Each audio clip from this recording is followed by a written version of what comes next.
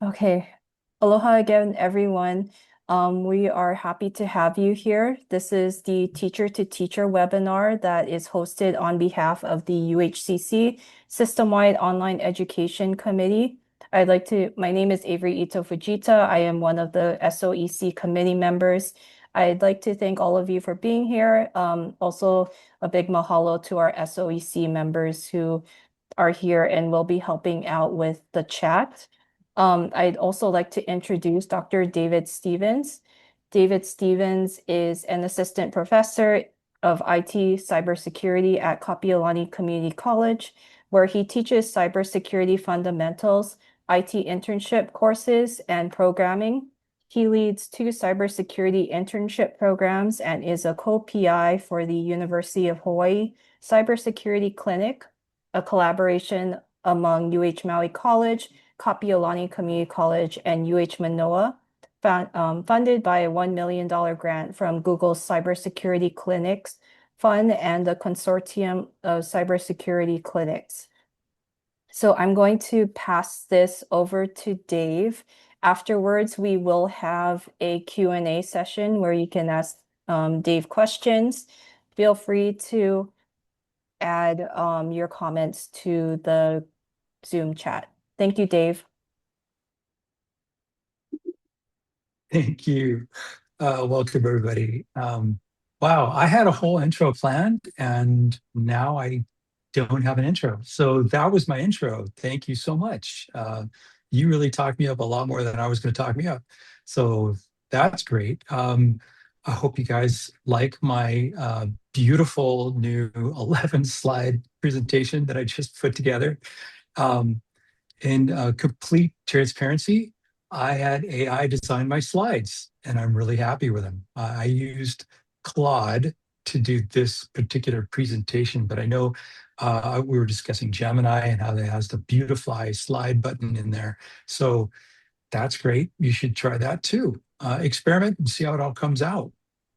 Today's session is built around real assignments that I use in every semester, beginning with last semester in my internship class, ITS 293. That internship class has a number of different internship pathways in it, some with the Naval Information Warfare Center, cybersecurity, some with the Pacific Infrastructure Pisces cybersecurity internship, and some with just interns, IT, networking, and programming interns in our local community here in the islands. I started noticing that people were turning in assignments rapidly, more rapidly than they had when they were given a writing assignment. And I started noticing a commonality in the formatting of some of their writing. So I started investigating what AI models would do with my assignments, and I fed them all to AI. And I was quite surprised to find out that almost 100% of my students were using AI to write papers in my class. So I'm about to discuss my solutions to that issue that came up just last year. So let's talk about reality first of all. When you realize this is happening, AI came out just over a year ago, and it just took the world by storm. And our students are already using these tools, so there's really no stopping it. The genie is out of the bottle, so we have to deal with it, and we just have three choices, right? We could ban it outright, or we could ignore it, pretend it doesn't exist, or like I do, we could integrate it. And that's my choice. I've discussed this with faculty ad nauseum all over and with multiple campuses and multiple committees and departments. And I hear arguments against, or for banning it, and I argue against that. And I like to remind people that, we're in a very modern age now, but it wasn't always the case. When we were going to school, people try to ban calculators, in a math class. Now, math classes use advanced calculators. You can do graphs in your linear algebra class, and it's pretty cool. You can use these new Casio to do all kinds of new It's math leaking real calculations right there bad. in your head. I'm sorry. Okay. Did something else happen? I heard somebody else. Did we get a question? No, sorry, Dave. Keep going. Oh, okay. So these new calculators are out there, and we can't ban those. We tried to ban word processors and computers and the internet and Wikipedia, but it's just like sticking your finger in the dike. You're eventually gonna let the water in. There's nothing you can do about it. Might as well let people know how to use it and make it a partner in education rather than an enemy. Let's move on to the next slide here. Okay, so I have assignments where I use multiple tiers. Tier one consists of 3 assignments where we're just learning about AI as the primary objectives. And these assignments force students to engage critically with AI tools. So I have an AI citation verification assignment. Incredibly important, and you've all heard about this. Attorneys have started using AI to create citations, but citations that don't exist. They're not real. They're just made up. They sound great. They sound cool, but if you do the research, those people don't exist, or the people do exist, but that's not their citation. That happens a lot. Students are discovering that somewhere between 70 and 100% of AI generated citations are just fabricated. And that's kind of unforgettable. It stays with you, right?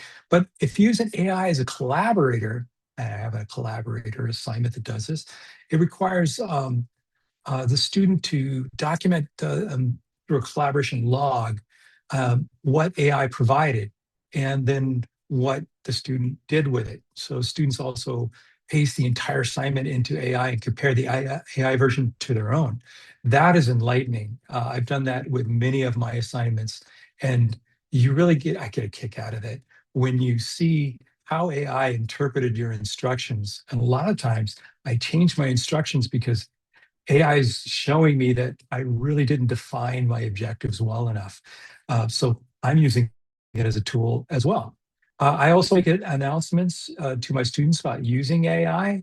And as a humorous side note, at the end of those announcements, I tell them in complete transparency, I asked AI to write that announcement for me, and it came out great. In fact, AI is a better writer than I am. I hate to admit it, but I'm just an IT guy. Tier two covers 8 more assignments where the subject matter is a learning objective, but each one includes a clear AI usage section with allowed and not allowed behaviors. So the pattern is consistent. AI can help without writing quality or without impacting writing quality, but it can impact your better grammar, better organization. And my favorite is when I use AI to transition between topics. Sometimes I have a problem in my writing going from one topic to another because in my head, I'm just jumping all over the place trying to get the topic out. But AI will help me piece that together a little bit better than I can when I put it on the page. So I help students understand that they can use this to organize their papers, but still have authentic content and add their own person to this paper. This is probably my favorite assignment. It's the one I recommend most for adaptation across disciplines. The concept is kind of simple. Students ask AI to generate 10 peer-reviewed academic citations. And then they try to verify each one using things like Google Scholar, library database, journal websites, DOI lookups, things like that. And usually they're kind of devastated because most students discover that, the majority of these citations are just fabricated, they're made up. The titles sound real. Sometimes the titles are real, but the author doesn't exist. Or the author is real, but the title is something completely outside of their topic. And that happens quite a bit. So I try to get them kind of acclimated to understanding that AI is one of those, I know, beings on this face of this earth that will say things in a very confident manner, but can still be completely wrong. So it's all experiential, and I can lecture students about what they should trust and not trust. But this experience with AI citations, it's way better than anything I could tell them. So I would do this every time. So I also have an AI as a collaborator assignment where I ask students to use AI deliberately and to document the process. The centerpiece is a collaboration log. So it's a 4-column table. Students record what they asked AI, what it provided, and what they did with it, and what they added on their own to make it even better. So this forces a transparency and gets them in the habit of engaging with AI and knowing how it's going to generate things and how to check the work. And I've actually, some of you already have this probably, I've gotten quite a few papers before I started doing this where students would copy and paste the entirety of the results from AI into a Word document, make it a PDF, and then turn it in. And you always get that thing at the end that says, is there anything else I can help you with from AI? And that's, the tell-all that they just copied it all and they just didn't even read the output. So this assignment gets them used to reading the output. I also include a lot of red flags for grading. So if it's vague, if it sounds automatic, it's 50% reduction. If comparison says they're basically the same, that's a signal to investigate further, dig deeper. Also, before I go on any further, I have all these assignments that I will put into a Google Drive folder. I will work with Avery and my committee to make that available to you. If you request, I will add you to the sharing of that folder so you can go retrieve those assignments. And I offer them freely. You can use them as many ways as you want and modify them. And in complete transparency, I had AI help me write them because I use it as a collaborator.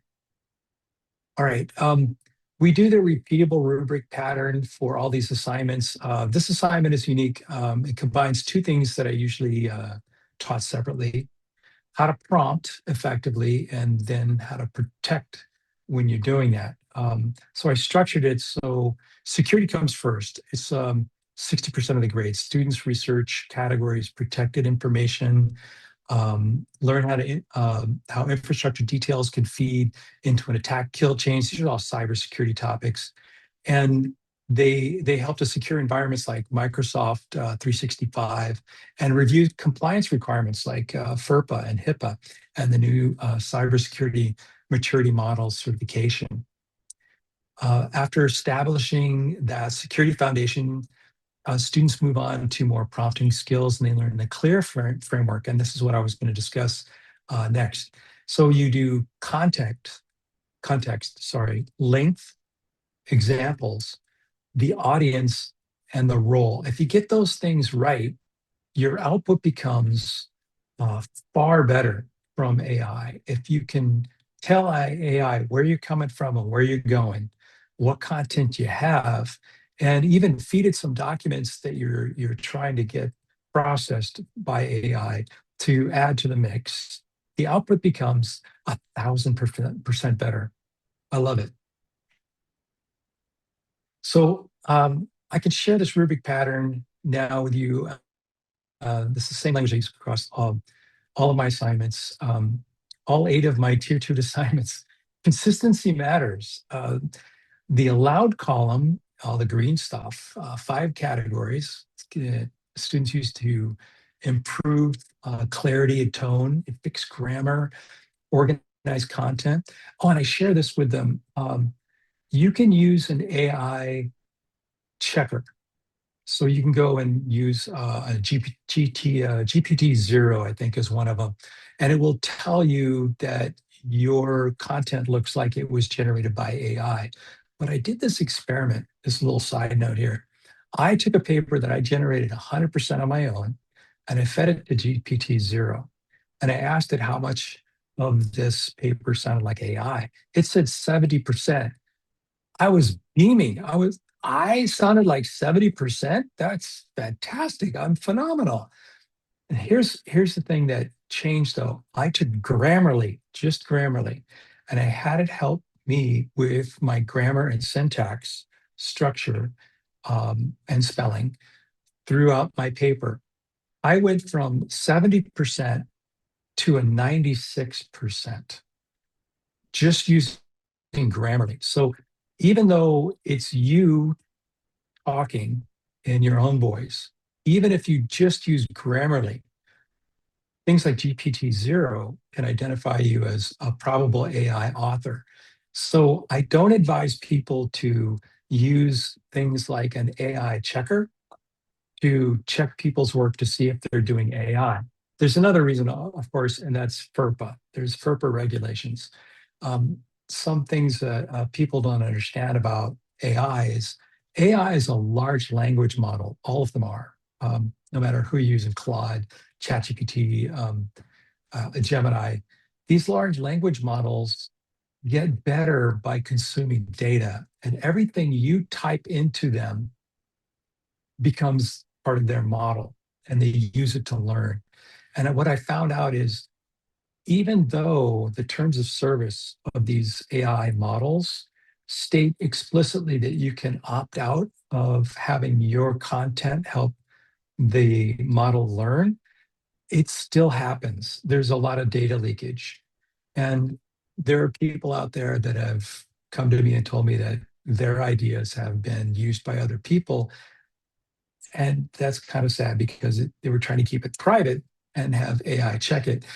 I'll give a weird example. Say I came up with the cure for cancer, and I asked Claude, "Hey, can you verify all my chemical analyses to see that I got these actually right? Is my foundation solid?" So it's going to consume my entire dissertation on cancer research. That becomes part of its learning model. So theoretically, someone else could come along and ask Claude, "Hey, how do I cure cancer?" Now, my cure for cancer is part of the answer. So careful what you put in there. And it's the same reason we don't put student work into these chat GPT models and Gemini, because you're actually giving away their work. It belongs to them. So try not to do that.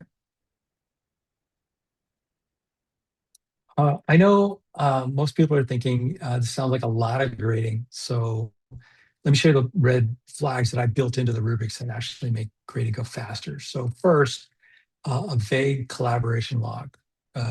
It's a giveaway. So if a student log says, I asked AI about cybersecurity and AI gave me information, automatic 50% reduction, you didn't even try.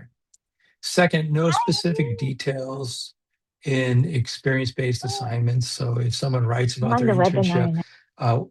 without a single tool, team, or scenario, it's likely AI generated. So I'm looking for specific personable experiences.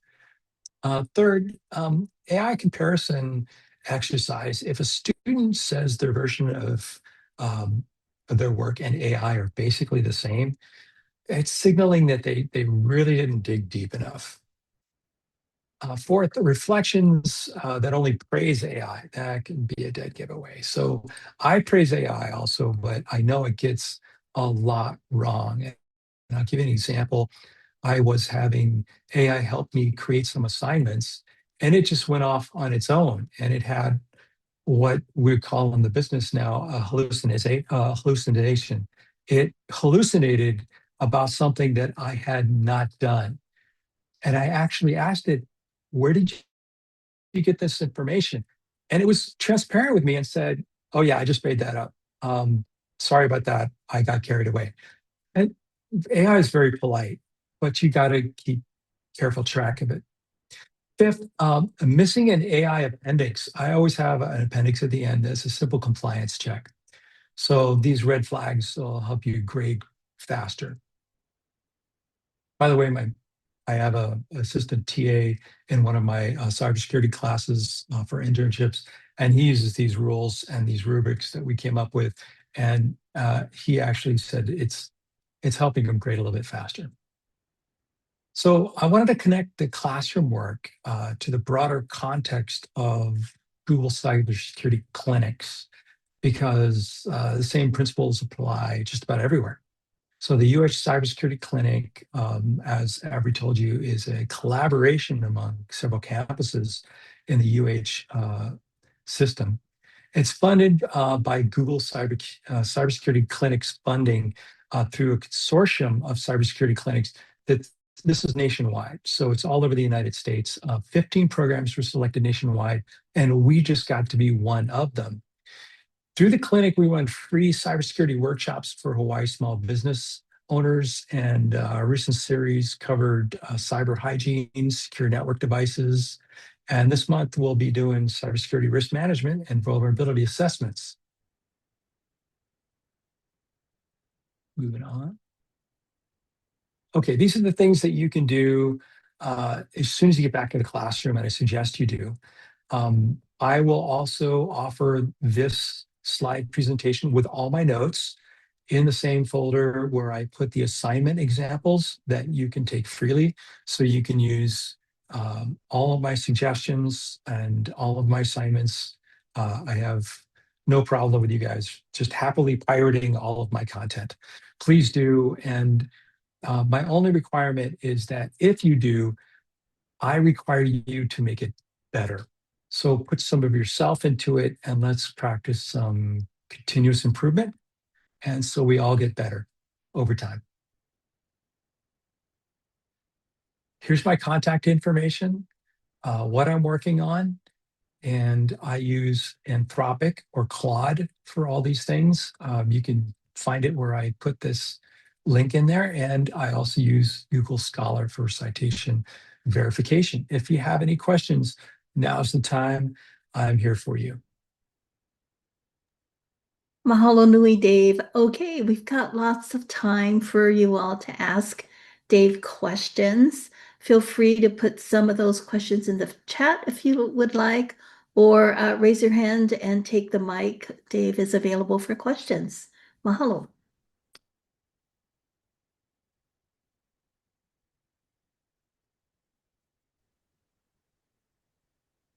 Yeah, let me just add that I am grateful for everyone struggling through my stuttering. It's been a problem since I was a child, but I don't know why I became a teacher if I stutter so much. Pretty crazy, right? You did great, Dave. I have a question. Hi, my name's Kenzie, and I'm at Windward Community College. I'm just curious why you use Claude and not Gemini, since UH is, since we have this partnership with Gemini. Right. Okay. That's a good question. And I will start off by saying, as we all know, teacher pay kind of sucks at the community college level. So I, like everybody else, have a second job. And in the summer, I do cybersecurity consulting.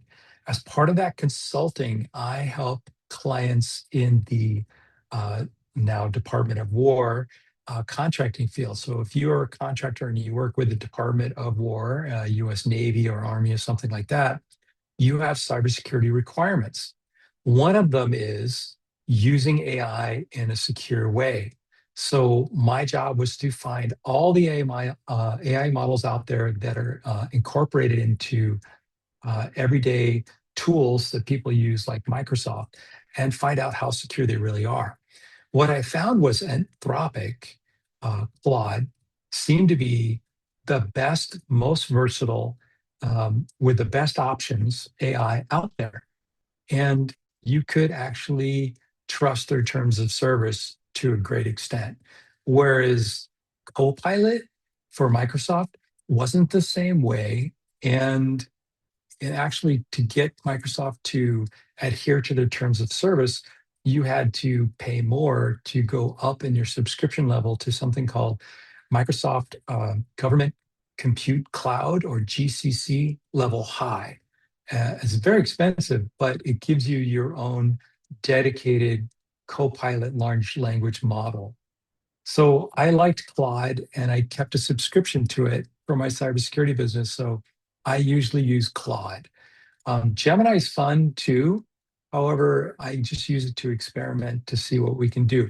I'll give you some great experiments that you can do with things like ChatGPT and Gemini. One great example is some of us were trying to come up with better pictures of ourselves for our LinkedIn profiles. So we had ChatGPT use some of their imaging processing to come up with better photos. And some of the photos were astonishing. They were just beautiful. I turned out looking like an 80-year-old burn victim, but everybody else looked fabulous. I hope I answered your question. I kind of went off on a tangent. Yeah, no, you did. Yeah, thank you so much. Thanks, Dave. There is a question in chat, Dave. Um, Okay. if you could take a look at that.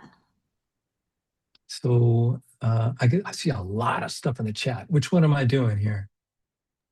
So we just answered Kenzie's one. I think the next one is Tawny's, Tawny Bright. How do you navigate recommending Google Scholar when it is now incorporating hallucinated citations due to published journal articles including them? I actually tell people to use multiple sources for their citations. My favorite is the UHY library system.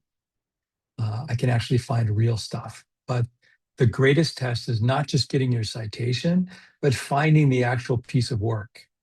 So when I was writing my dissertation for a PhD, I got citations from AI and a bunch of other places to help me find the right path to complete my paper.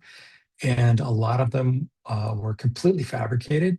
But what I found was it forced me to find the original works, read them thoroughly, and then I kept them.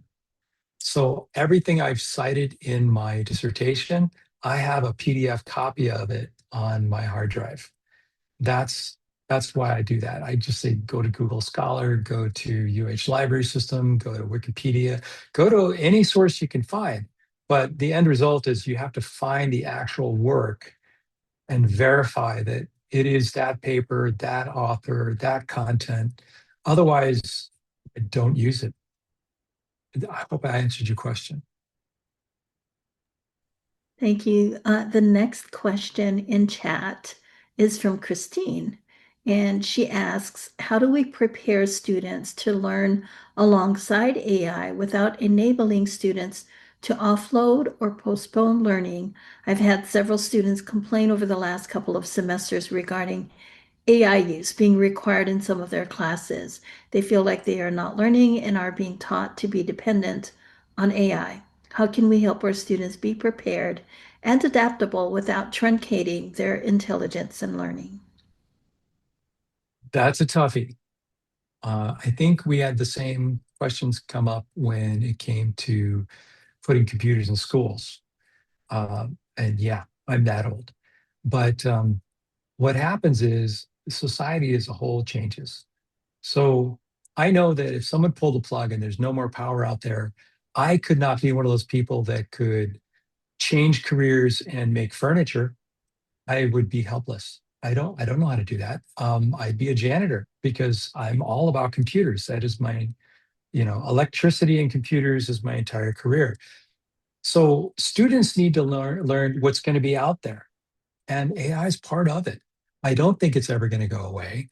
It's going to become part of our culture, our society. It's going to be global. The impact is going to be tremendous. That's why I created these assignments to show people, my students, how to use AI, what it is, what are the dangers, what are the benefits, when to use it, when not to use it, when to bring yourself to something, when not to, and how to use it to elevate an experience rather than replace an experience. I hope that makes sense. Thank you. Another question from chat from Vicky, who says she teaches econ and would like to know if you have any suggestions for giving a short discussion assignment that asks students to reflect on something personal and show theories from class. I'm finding most all just go to AI to do the assignment. I would take that a step further. I would ask the students, make this a two-part assignment. One, ask the students to do the personal reflection. Then ask it to tie something that they have in this personal reflection to an assignment in class or content or a topic in class. Therefore, you get the personal experience, just a couple of paragraphs, and then tie it in using AI. You might come up with some papers that are powerful. I mean, AI can take your ideas, tie it to a topic, and tell you where you've connected the dots. Sometimes I didn't know through fuzzy logic what I'd actually done, and kind of tremendous. It's a surprise. Uh, it's Actually, it's too often a surprise with AI, but that's going to get better. Just don't trust it. Verify every time. Thanks again, Dave. Ron Pine has his hand raised. Go ahead and take the mic, Ron, Hi, to ask Ron. your question. Thanks, David. I teach ethics. Any thoughts Oh, on the alignment tricky. problem?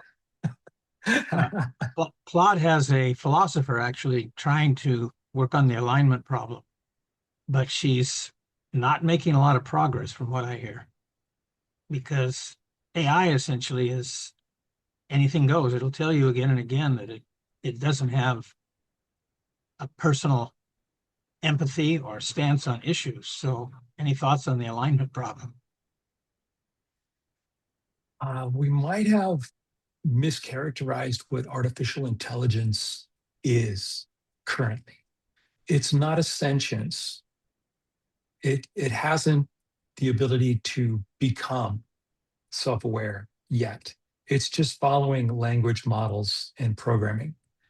It Because it can't become self-aware, I don't think it can have real ethics. It can follow an example and it can be told what to do. But coming up with its own ethical course might be difficult at the stage we're at right now. Right, we're at the exact infancy of this. I would equate this to man creating fire, then realizing, oh, I can cook something. Right, we're not there yet. I hope I'm following the right path. Am I answering your question?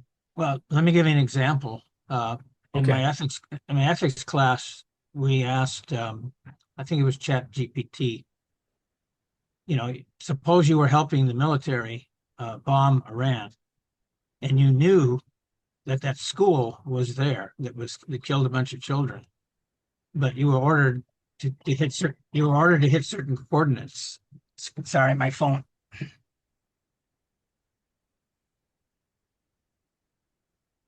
You were ordered to hit certain coordinates. Would you inform your masters that that was a school now? And it said no.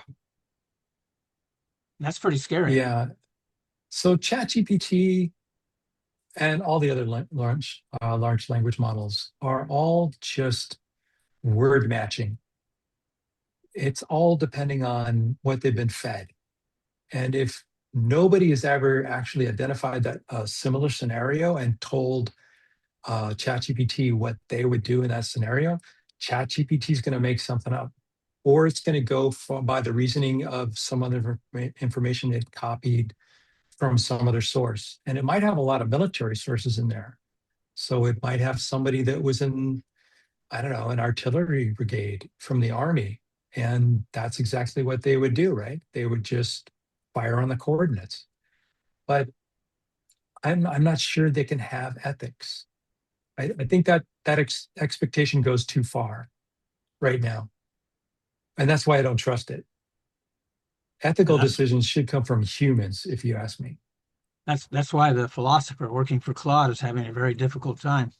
I would imagine. Yeah, it's not a person. We don't have actual artificial intelligence yet, in my opinion. I think it has yet to become sentient life. Thank you. Thanks, Ron. I hope I answered your question, Ron. Oh, that's about the conclusion I've come to also. Okay, good. We're on the same page. There are a few more questions in chat. We want to try and get as many in as we can for everyone. Christine is asking a follow-up question, and she says, it seems to me like a recommendation for students to critique the AI response is the most effective method going forward for them to adapt to the presence of AI in the world. What are the potential drawbacks of providing students with a mix of expectations in class? One that is not so AI centric. Gosh, I don't know if I can answer that question. That might be beyond me. I'm still experimenting myself. So potential drawbacks? I don't know. I hate to say this, but I'm more the person who lights things on fire and then watches to see what the fire is going to do. And that's exactly what AI is doing in my classes. And what I can do is coach my students to tell them, if this happens, go this direction. You'll stay safe. The people you serve stay safe. And that's the most important thing. If you go the other direction, you're going to have some problems and issues that you're going to have to clean up and fix. But it's a case by case basis. I don't know if I can tell you what all the drawbacks are. Light it on fire. Tell me how it goes. I think in my mind, it reminds us of the critical importance. I know that saying something double twice, but the human in the loop process. It's so important to have human verification, to double check what's being said. And as Dave said earlier, he goes to the actual source of the review or of the source that he's citing. It really, hopefully, will teach students to be more um, accountable and put more effort into verifying sources. And hopefully it will teach them to really drill down to the actual source with actual data and actual peer-reviewed information. That's my hope, but I think it emphasizes the importance of the human element or the human in the loop process with that. Thanks. Another question, I don't see any more hands raised, so we'll keep we're working through the questions in the chat.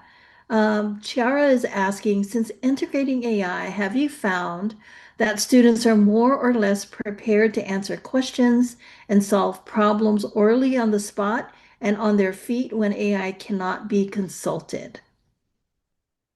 I've actually found it helps, in my opinion. What happens to students who are using AI, in my opinion, and this has happened to me as well. When you use AI, you start being presented with outcomes and ideas that you as a human had not thought of. I like that. Several times during my dissertation, I had AI present me with a new item or a new topic to bring up in my paper based on my research, something that I had shown through my research, but I had not written down. And it said, don't you want to show this? This was pretty phenomenal. You did this too. And I thought, you know what? I did. That's awesome. Mahalo.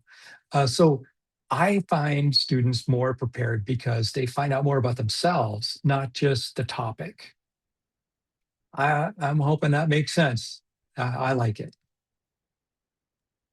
Thanks. The next question comes from Kenzie again.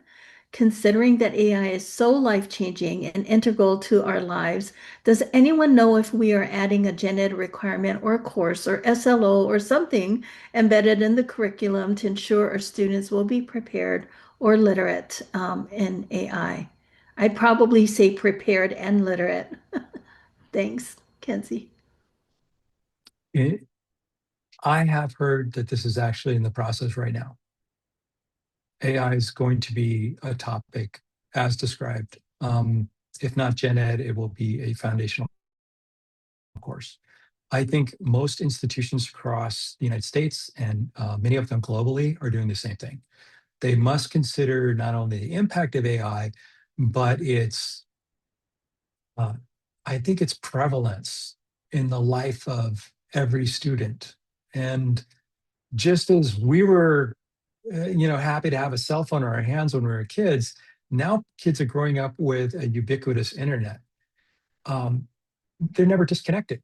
It's going to be the same way with AI. AI is built into almost everything already, and it's becoming better and better and better. I think that's just the future. Schools are going to have to pick up on that. So, yeah, I do think that's going to happen soon. Thank you. Thank you. However, I must add, it's going to happen slow because that's the speed we work at, The human especially part of at our it. state school. That's Yeah. the human part of it. Yeah. All right. The next question comes from Tawny. Are there any concerns that we are setting up students to have essentially lifetime subscriptions to use these AI models, or is it assumed that their company or work will pay for it? It seems like the Gen AI companies are following the model of keep things artificially low until you have enough of the market to raise prices to become profitable. Great question. Ooh, yes. And I just read an article about this, about the same topic and the same concerns. Um, First of all, for me personally, I like to have my own personal account for AI because when I'm having it help me write, I can tell it my preferences. For example, I don't like the em dash, the long hyphen between words. I use commas. It's just not my style. I find it kind of old fashioned. More modern writers are starting to incorporate it, but AI uses it extensively and I hate it. So, me personally, I like feeding my preferences into AI. I generate emails and announcements rapidly because I tell AI I like to finish up with Mahalo or a hui ho or something local. And it knows its preferences. If I'm using the AI model at work, I leave that job, so do my preferences. All my preferences stay with that job. And that AI model now knows me pretty well. Makes me kind of nervous. So I don't do that. The other thing I was thinking about, and you just brought this up, the article I read said that currently all AI models, Anthropic, Gemini, they're all offering thousands upon thousands of dollars in AI services for pennies on the dollar currently. If we were paying the exact cost of the AI model and what we're getting out of it, we would be paying thousands per month. It's just not achievable for most of us, right? Especially as teachers. So, yes, I think on the horizon, there will be some event that tips the balance and increases the cost of AI exponentially. And it will shut out many of us that are using it for free right now. I think right now the models are using this for a very low price for users because what they get out of it is more valuable than money. Right now, they're training their models using us. Now, as their models get better, they can charge more. So, yeah, I They're think there's going to essentially come a still time in where we the can. R&D stage.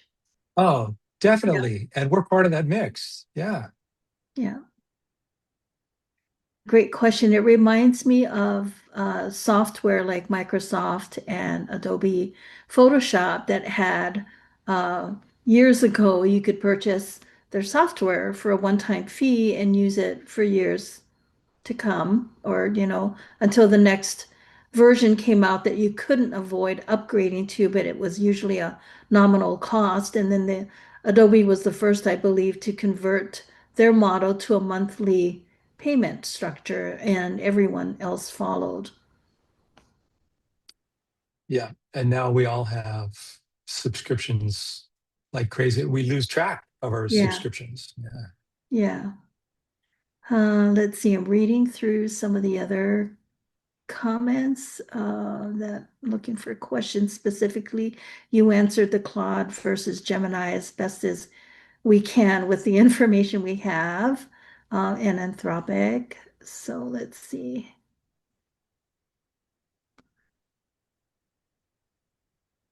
I think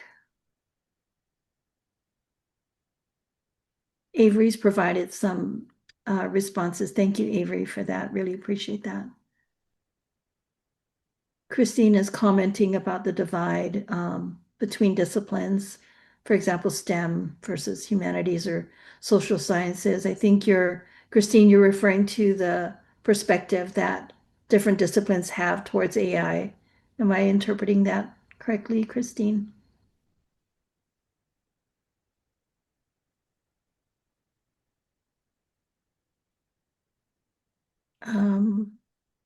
Any other questions, everyone? Let me just comment on that, about the different disciplines, right? I'd like to just take this moment to share with everybody my perspective of me in the universe with AI sharing the space in the universe with me. I'd like to think of myself as kind of an ethnographer. I'm sitting in the culture, witnessing what the culture does when we place this disruptive influence in the middle of the culture and set it loose.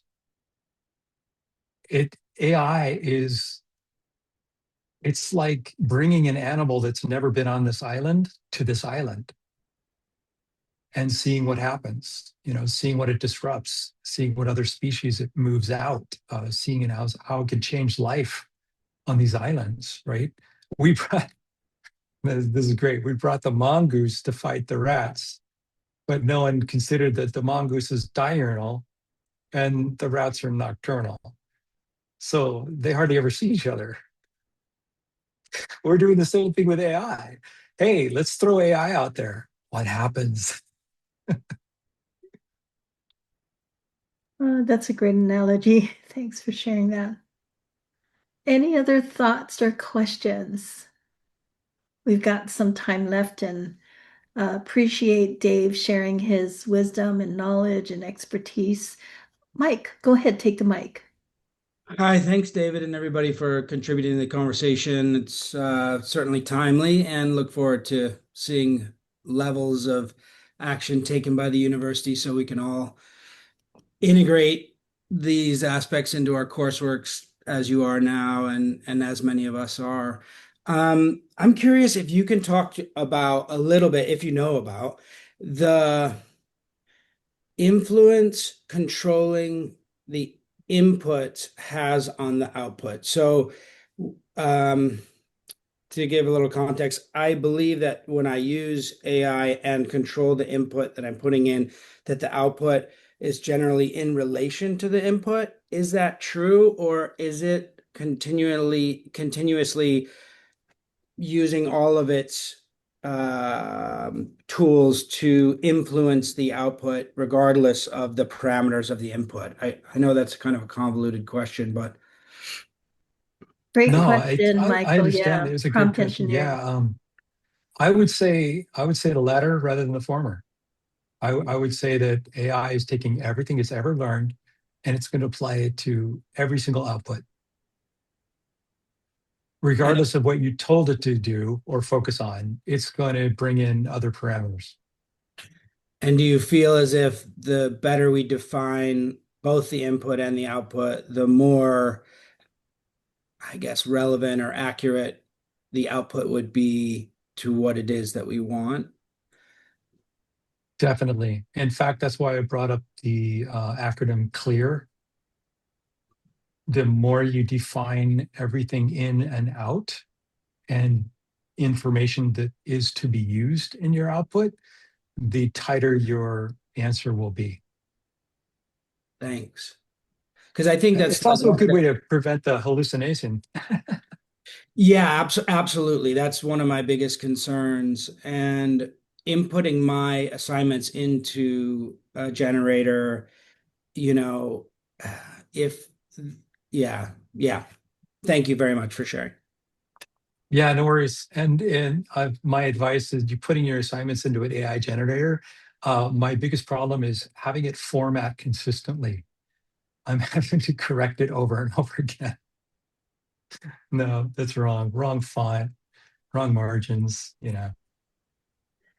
As a side note, Michael, I don't know if you're aware that Lamaku has the Lumi AI tool that you can use to help generate assignment ideas, discussion prompts, quiz library questions, insert practice questions within a web page, and it takes the content or material that you've included in your module or on the web page and focuses on that to generate a response.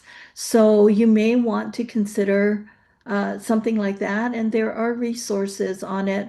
I don't have them handy. We can probably, Avery, do you happen to have some of those handy? Some links to some of the resources? I think you would find some of those, that AI tool. And for everyone else, if you haven't started playing around with Lumi, um, I generally like the responses, and you always have the option to edit. So sometimes it may not be what you want on the first try, but take the time to do several iterations and revise your original prompt or input in AI and revise it a few times for several iterations until you get something that you vetted to be accurate and correct and that is acceptable for what you want to use. I will add to that. One of the tools available to us now is Notebook LM. And Yes, that was actually absolutely. used for our RSI training on campus. Yeah. Someone created a Notebook LM with all the RSI parameters, and it was highly focused because it only had 3 documents. So your questions always were relevant, or your answers were always relevant because your questions could only be answered with that content. I've used Notebook LM as well. In fact, I generated a podcast for RSI. In fact, Dave, and broke it up into chunks. And a colleague at another campus actually used it for her campus, and she said it worked well because it focuses on the content that you feed into it. So keep that in mind. Thank you, Michael. That was a great question. All right, there are a few more questions. Tawny is asking about information resource. Who do you go to for information on Gen AI? Are there any journalists or professionals or academics that you follow? I find Ed Citron really great when it comes to the financial aspects of Gen AI. Great question. Yep. My answer is no. And this is why I find myself on the bleeding edge of this technology with a lot of other folks on the bleeding edge of this technology. And we feel, all of us, like we're on the front lines of a battlefield. There's no one to talk to. There's nowhere to run. We're just out there fighting for our lives. And every day is different. And we don't know who to go to yet. What I found is that most people I know come to me for the advice, which is a little scary because I don't think I know everything. But I do know a lot of people like me on the bleeding edge researching this. Unfortunately, the people that really know the most about it don't really share a lot because they own the product, right? The creators of the LLMs, they don't want to share much. And they make claims about their product. And if you discover something isn't accurate, they don't want to share that information either. So we're out there, like I said before, lighting it on fire and seeing where the flame goes. Great stuff. Thank you so much for sharing. Any other questions or thoughts? We've got just about a minute or so, and then Avery's gonna take us home, if you will, for the webinar today. We appreciate all of you attending, but like I said, we have a minute or two that we can allow for another question.